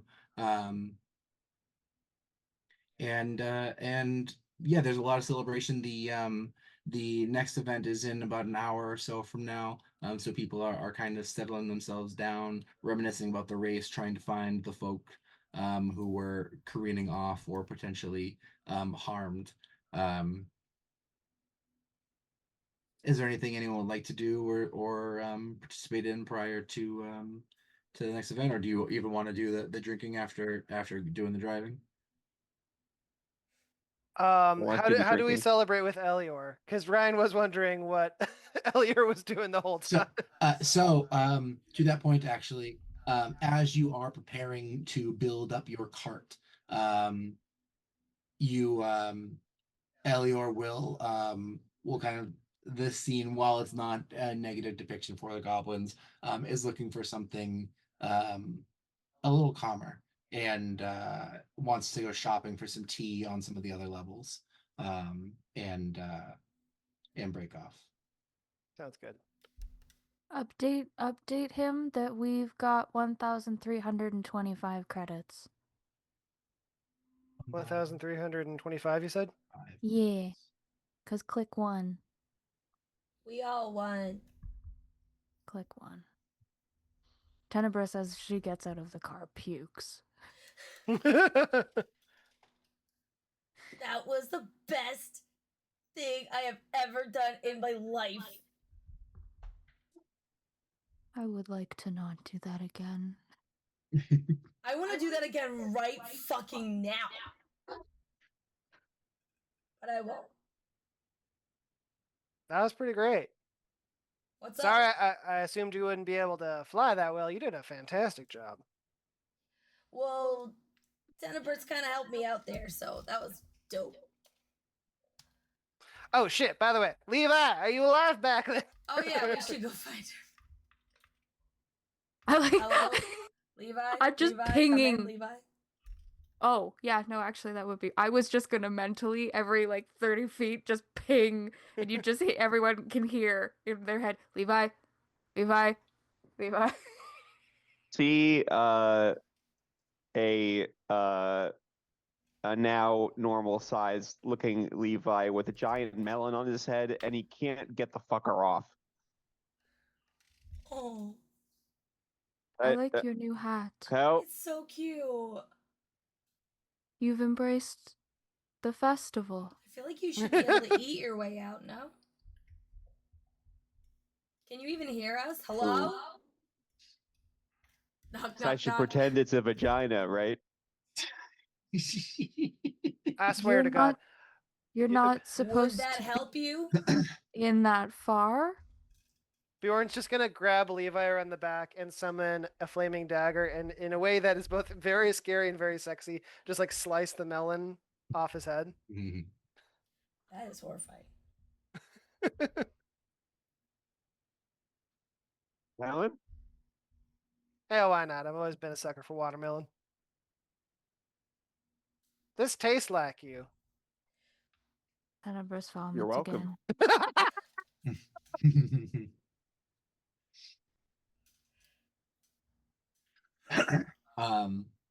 You see a bit of a crowd starts to form after a bit, and you can tell that that the Warp Brew gauntlet is beginning. There's a few fairly stout folks that start to gather around.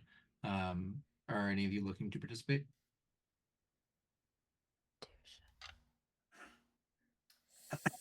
Okay. Yeah, why the fuck not? Why not?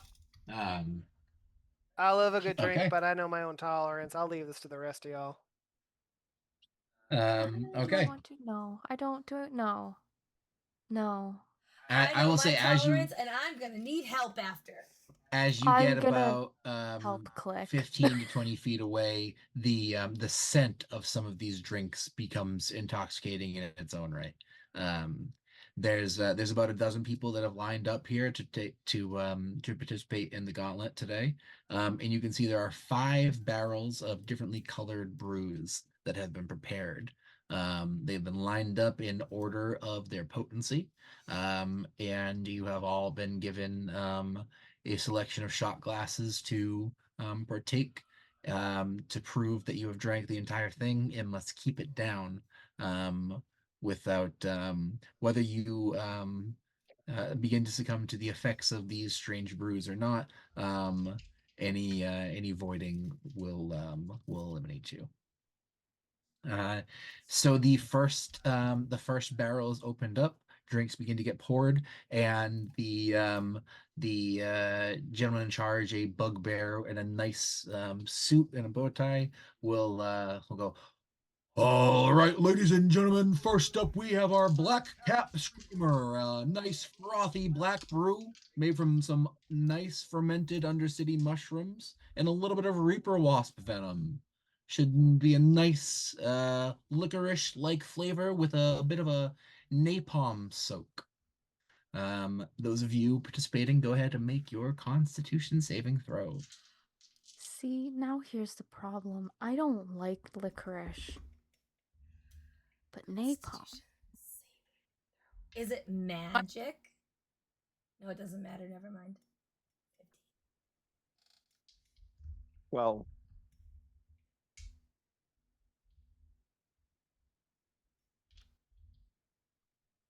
You're not drinking? Okay. Nope. I've entered planning to drink and then realize I may need to carry people. Fair enough. All right. And what did you get, Klik? 15. Okay. As this goes down, you feel this burning in your throat. Levi, as it comes, you and this burning sensation comes all the way up from your belly up through. You aren't able to hold this down. And as it comes up and splats down on the ground, fire erupts a little from your mouth. And each time you hiccup, a little tiny little gout of flame will come out for the next next 10 minutes. Sorry. You do take 1 point of fire damage from this cumulatively. It's not too bad, but over time will start to burn your lips. You Klik, however, gain +1 to your intimidation for 1 hour. Your voice becomes a little hoarse and smoky. Oh, yeah. This is gonna be great. Of the 12 folks, only 9 succeed to the next round. So 2 others, including you, Levi, are not able to stomach the Black Cap Screamer. You are handed some water to wash it down, some saltines, and are led over to a table with some much better tasting and looking beverages. The bugbear will go, ladies and gentlemen, next up is our Russell Pop Ale. A carbonated greenish ale brewed in reclaimed coolant drums infused with a mildly magical root fungi. It should taste fizzy, minty, and just a little bit suspicious. Go ahead and make a Constitution save. Klik.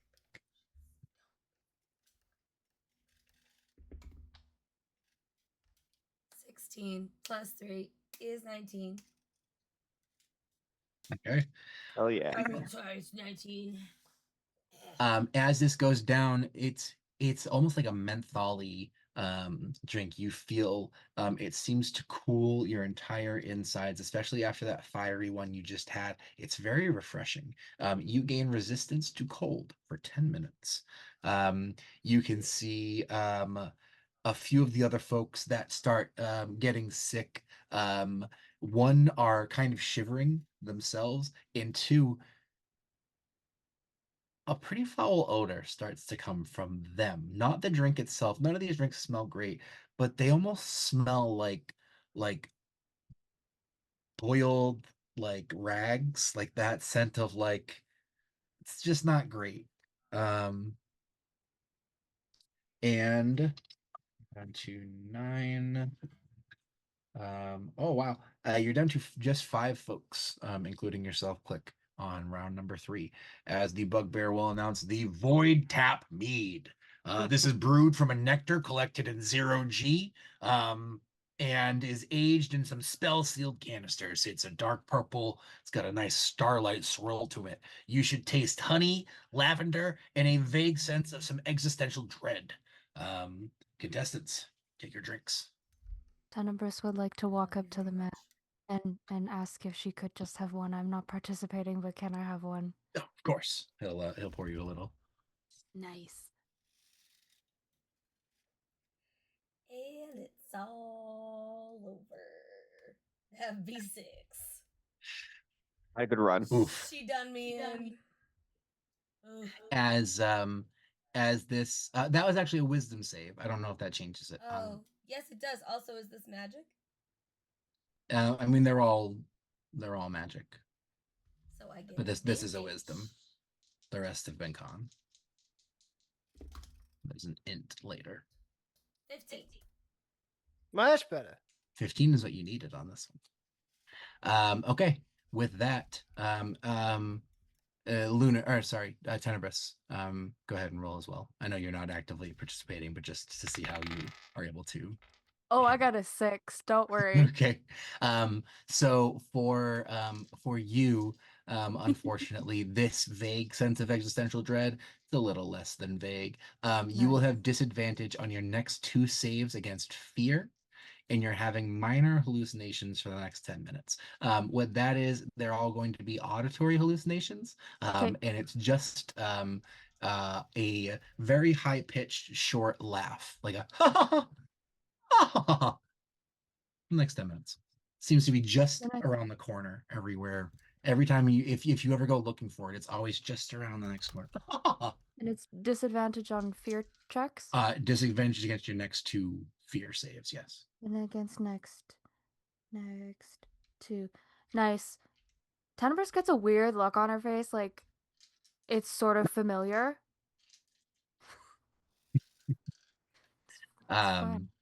And you also will get that that same thing Klik as you fail that one as well. The 15?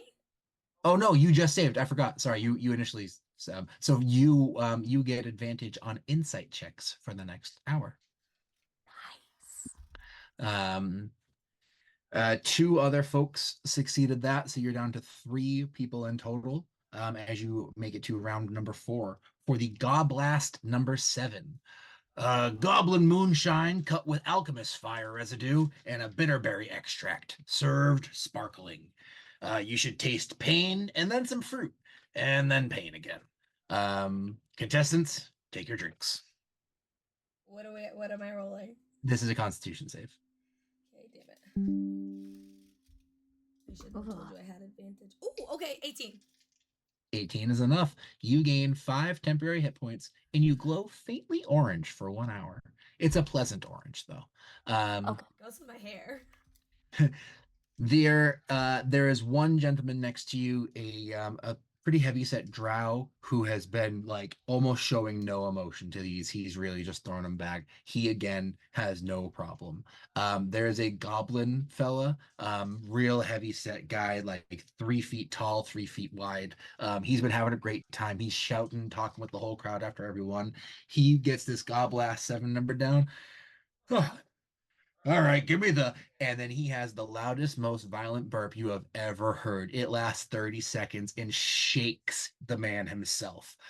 When he stops, he staggers back. He actually will fall prone, and the sides of his mouth look almost singed, though there didn't seem to be any flame.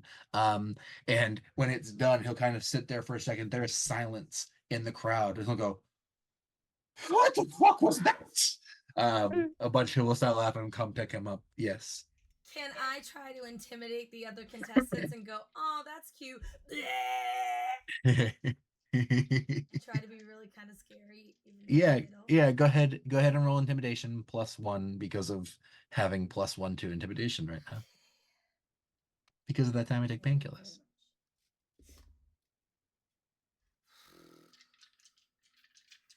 That's only 11. The last contestant that is remaining, the drow, will kind of do a kind of softer burp into their hand. Well, I see where you're coming from, but I think I'll stick in for the last drink. Good luck, though. And I'll actually put his hand out to shake. I'll shake it. Yeah. I'm not an asshole. You've got quite the fortitude. And the bugbear will go, well, we have quite the showdown as we enter into our 5th and final brew, the Deep Brew Whisper, a smooth, silvery drink with an undertone of kelp and mind moss, rumored to be brewed in dreams. You should taste something lightly like rainwater mixed with telepathy. Challengers, your final drink. Now, since this is our last drink, and since there are only 2 of you remaining, if both of you are able to succeed on this drink, we will begin again from the beginning. Oh my god. Okay. Good luck. This is an intelligence save. Intelligence save. Against magic. I have advantage. You got this. I'm using a really, really big die and a really, really small die. I got 2 18s for 23. Okay. You both get this drink down. Klik. As it settles, you feel this urging in your mind. Deep speech? Thieves can't. Which side do you fall towards? Thieves can't. You speak it for the next hour. Fuck yeah, I do. Or understand, however thieves can't works. Yeah. The drow gentleman looks slyly at you. And then all of you hear, not from his mouth, but as if broadcast from his thoughts. Oh, shit, I think I'm going to puke. And then he does. And while he goes, oh, no, I lost. And again, not from his voice, his thoughts seem to be broadcasting this negative effect. He goes, oh, this is terrible. Oh, it's all, oh, I should never do that. This is the fifth time. He has a very hard time as 5 consecutive rounds find their way up in various degrees. And you are the last one standing. All 5 drinks awarded the Gullet of Iron. Dang. You are handed this medal. It is a brass medal forged into a goblin mouth. And wearing this medal, you will gain advantage on all charisma checks with goblins. You also are awarded another 500 credits for succeeding this one. I didn't think anyone would beat this one. The race seemed like a fun one, but this I didn't expect anyone to make it through all 5 on that. So congratulations, you guys are well done. When we face down the Code of Flamboyance, they're gonna be like, "How did you arm yourself so quickly?" We won a rocket race, and then our pilot drank a lot. Just point to Klik. You're absolutely hammered, by the way. You won. You are fall down drunk at this point. Yeah. I think when they hand me like I'm sure that credits are digital in this age, but I like to think that there's like a sack of something that they hand you for like shits and gigs. And I like to think that when they hand it to me, I just like fall over from the weight. But up until that point, I look like stone cold sober, like, yay! Like, but I talk like this. Oh, yeah, we're here. Thank you so much. All right. The crowd starts to disperse and continues the general party, the food stands, the concert, the general merriment of Goblin Con as it goes deeper into the night. It's getting fairly late at this point. What all would you like to do? Ah, fuck. Where are we staying again? We figure that out. I have 2 questions. I have a question. Where are we staying? I have 2 questions.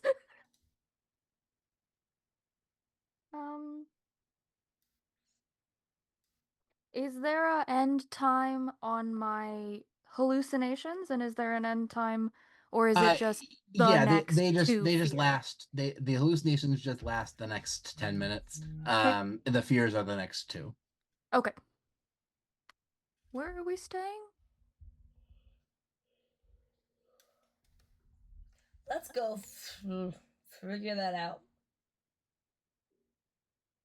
Melon? I should probably lay down. There's a hotel near you, right near the plaza that Goblin Con is taking place at, called the Brine Glass Pavilion. Kind of a flashy, like themed hotel with some light up rooms. That might be too much. They got the Drown Lantern down near the deep rings. Quiet and cozy, a little eerie. You don't want the gang territory one, I bet. The Salt Light Suites, kind of a nice boutique hotel with your weddings. Might not be a bad place. That would cost you one of the only places that would cost you real credits to stay at. Private saltwater pools, personal sonar cloaks. And then you've got just a nice inn, the Silver Still, clean rooms, nice upscale clientele. Look, it's your money. Where do you want us to stay? I don't care. I don't care. I just want to go somewhere I can sit. Please. I want to pay to not make a choice. That feels like something I would say. I say we go for the go ahead, Tenebris. I will choose the Drowned Lantern if no one picks. Which one was the Drowned Lantern? That was just like the okay one. The quiet, cozy, kind of creepy. I mean, I would say thinking we live it up, but we could do Drowned Lantern. That's fine. Live it up sounds more fun, though. I do like that choice a little bit, slightly more better. How much is it, Pet? Is it like 2 credits or like 200? It would be like 2 credits. Everything else is just the money that you guys don't ever really have to spend. The Salt Light Suites would be 2 credits a night for your group to stay there. Ah, hell, come on. We just got 1,000 of these little fuckers. I think we can blow 2. Yep. Okay. All right, you head over to the Salt Light Suites. It's going to be a ring up from where you are, carved into the coral cliffs above the city proper. A nice exclusive boutique hotel that has some really breathtaking views of the abyss on the opposite side of the city. You don't really get to see too much of that being in the rings, but getting a view on to sort of the other side, deep into the ocean, you get a nice view from where the dome is. You've got everything's got a kind of little like ocean theme. Every room has its own private pool, saltwater pool, and a great room service, a nice bar downstairs. And yeah, just a high end place. You could book some spa services if you wanted to, massages, depending on the sort of evening that you were looking to have. I imagine we told Elior that we're staying there. I imagine he's been watching the drinking competition. Yeah, he probably would have made it back from having some tea in the upper levels at some point to re-engage with you. I think probably Sled would have gone along to keep a good buddy system going. But yeah, you guys are able to reconvene for the evening here at the Salt Lake Suites. Would everyone want to get their own room? Any shared suites? You could probably get a suite with like 4 or 5 different rooms in it. I guess won't really make you decide how living arrangements work in a hotel. Oh my god, Bryn? please can I have my own room, please?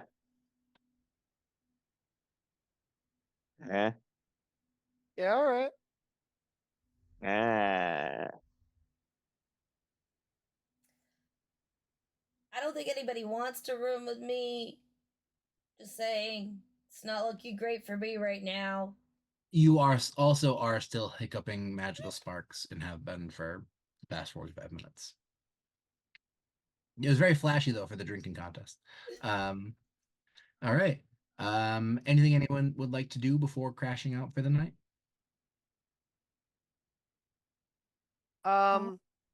Does Klik's go ahead. Sorry. No, you go. Does Klik's overwhelming drunkenness or hiccups, is that something that lesser restoration could resolve? Yeah. Okay. Do you want to keep hiccuping or do you want to stop being so drunk? Hold on. We were. Okay, I'm good. Wait, so which one? The drunk part? No. Please fix me.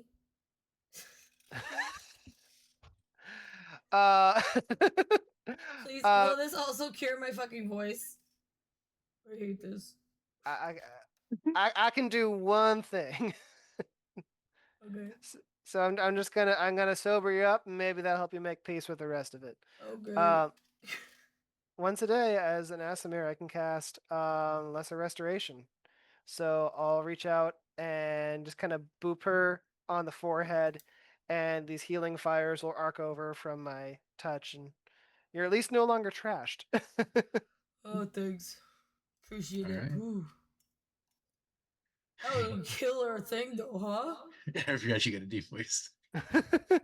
Yeah, I mean, now you can just get drunk again, or maybe think your way out of having with something a little bit more fun, probably. Yeah, I mean, I bet you this place has a killer bar. Yeah, let's go fucking find out. I should probably shower. Are you gonna sound like this forever now? I don't fucking know. I fucking hate this. I don't know. I think it sounds kind of cool. I hate this. I think it's kind of unsettling. Clear. What? I think it's kind of unsettling. Yeah, I fucking agree. The smallest member of your I've party. sounded like one thing for my whole life, and now I feel like I'm talking normal, but I'm really fucking not. Okay, let's go. Maybe. Okay, this might be a really dumb question. Uh-oh. Could you be going through puberty? I don't think halflings. I don't think that's how that works. I'm a gnome. I'm 40 years old. You fuck. Can we please? Now I regret taking away the drum. Can we please go? You guys head down to the very nice hotel bar. As you go down, there's some interesting art in the elevator lobby. There's a mural of a star system painted against the far wall. And it looks just kind of pretty. Tenebris, make an Arcana check.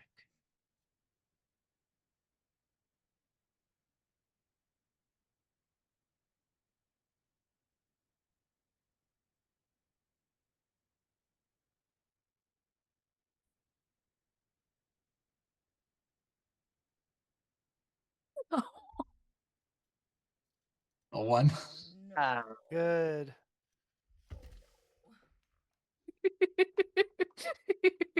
So this is the pain Sorry, that Pat, kills did you want to put you. out some this narrative is the in pain front of that us? kills Too bad. you.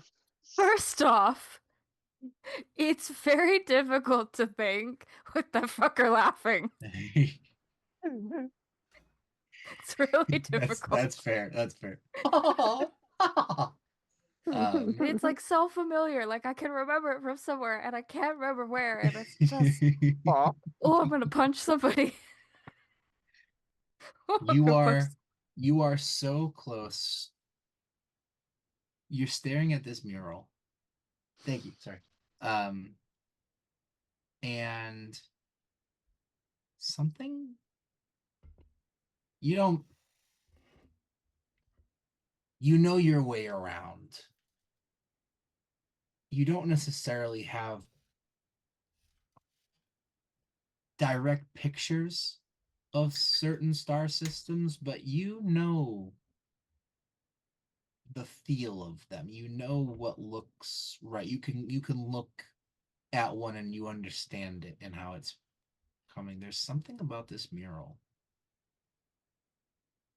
You can tell this isn't a real system. Something about the way that it's been set. There's just not a way that this can be correct. But all the same,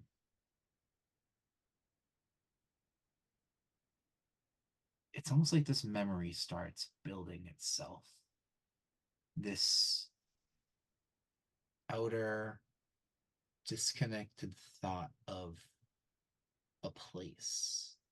You see this horizon, two suns just coming up, and it's gone. Fuck that fucking, and it's gone. The memory itself, it was there for a second, and all you have, that brief glimpse of almost a skewed shot coming into an atmosphere of some planet you've never been to, but you have this memory. Two suns, and they're this orangey yellow, and that's it. It's gone. The laugh killed everything else in it. And the elevator's there. Oh, sorry, go ahead. I like to think at this moment, Tenebris just goes, oh, fuck it, and goes back to the room. Okay. The rest of you head down to the bar. All right. As you're walking into the bar, Levi, make me a strength saving throw. Strength what? Strength saving throw. Strength saving throw. Always what you want to hear. Damn, you about to get glomped. Seriously. 21. Oh. Okay. It's the strangest thing. You're about 5 steps from the bar, and you keep yourself up, but you feel this briefest instant of like your legs almost give out from under you. You catch yourself. No one else would even see much more than maybe a stumble. But it's this briefest thing of like, just for a moment, you lost all strength. Like the hiccups that Klik's having, and that same little pulse of a, no, you're good. That's all.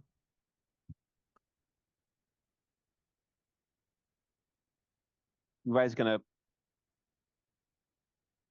look at that for a second, but shake it off. All right. You head into the bar. There's a pretty decent crowd there from the after party of this Goblin Con. Some goblins, some people still have their goblin ears on. Lots of people talking about the race that happened. There was supposed to be something called the Goblin Run, but it seems like the boulder was either sabotaged or something happened. It sounds like something occurred that event didn't go down. But lots of people are continuing the drinking festival, having fun. Anything in particular you all would like to do here? Just enjoy an evening. I wouldn't mind listening in on any gossip about the sabotage boulder situation. All right. Go ahead and make an investigation check. Wonderful, wonderful. That's a 16. Okay. So you hear there's this goblin talking to these two elven folks. All seem kind of young, early adult, and they've clearly all been having enough to drink all day that their bass talking voice is pretty loud already, and the bar's kind of loud, but they're very easy to hear. And you can hear one of the elves going, yeah, so we were getting ready to do the goblin run because we're been training for like all year. And thank you. And I guess like the boulder got pushed like before it's supposed to start. I don't know. We were just getting in line and people started running at us like, hello, we're not going yet.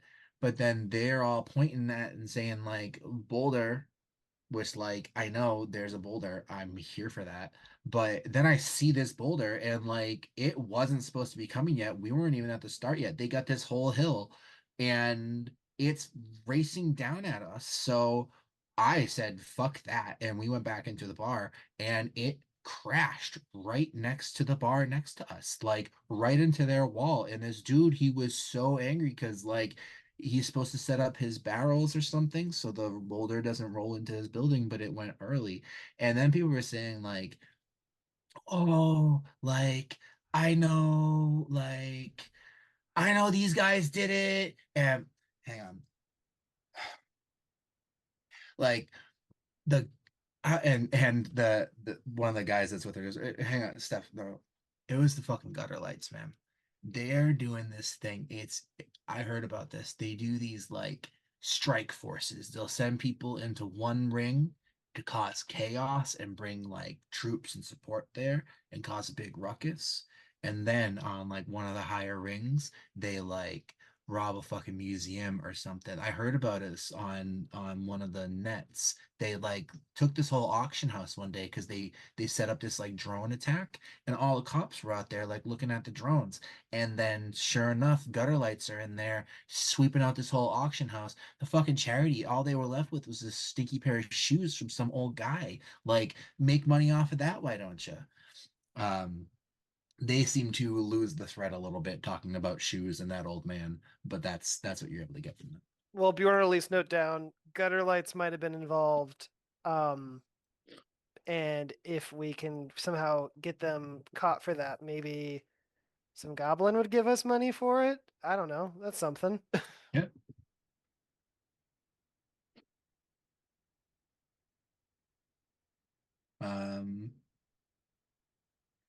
Anything else anyone would like to do in particular here? You guys are given some menus, some standard drinks.